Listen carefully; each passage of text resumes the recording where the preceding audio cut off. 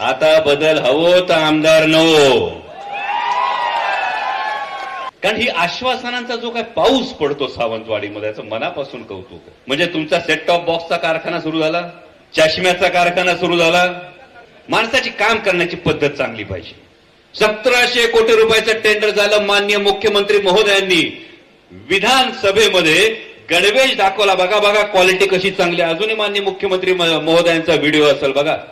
ज्या टेलरचं एक हाताचं माप वेगळं, दुसऱ्या हाताचं माप वेगळं, चड्डीचा खिसा शर्टाला आणि शर्टाचा खिसा चड्डीला, अशा टेलरकडे कपडे शिवायला टाकू का?